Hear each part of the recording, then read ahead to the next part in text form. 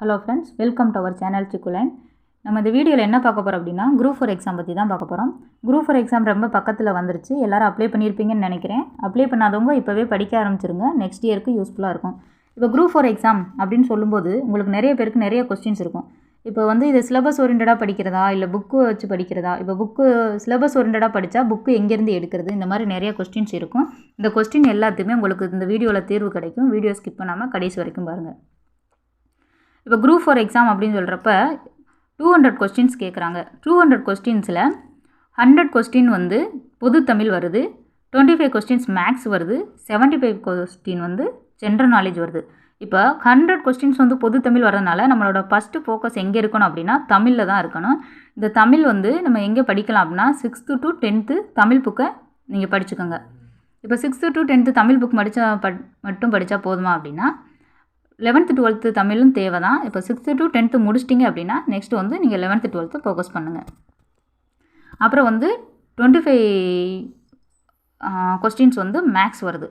Maths எல்லாமே சின்ன சின்ன ட்ரிக்ஸு, சிம்பிள் ட்ரிக்ஸ் தான். அதை நீங்கள் கற்றுக்கிட்டீங்க அப்படின்னா குறைஞ்சபட்சம் 20 கொஸ்டின்ஸ் அட்டன் பண்ணுற மாதிரி தான் வருது. இது இந்த மேக்ஸ் சம்மந்தமான ட்ரிக்ஸ் எல்லாமே நம்மளோட அடுத்தடுத்த வீடியோவில் போடுவோம். நம்ம சேனலை சப்ஸ்கிரைப் பண்ணிவிட்டு பெல் ஐக்கான் ஆலில் போட்டுக்கோங்க. அப்போ தான் நம்ம போடுற வீடியோ எல்லாமே கண்டினியூவாக உங்களுக்கு வரும். இது ஜென்ரல் நாலேஜ். ஜென்ரல் நாலேஜ்னால் என்ன? மேக்ஸு தமிழ் முடிஞ்சிருச்சு அப்படின்னா தமிழ் முடிஞ்சிருச்சு. இப்போ சயின்ஸு, பாலிட்டி, அப்புறம் எக்கனாமிக், இந்த மாதிரி உள்ளது எல்லாமே ஜென்ரல் நாலேஜாக கேட்குறாங்க. அது ஒரு 75 கொஸ்டின்ஸ் வருது. இது எல்லாமே நீங்கள் பார்த்துக்குங்க.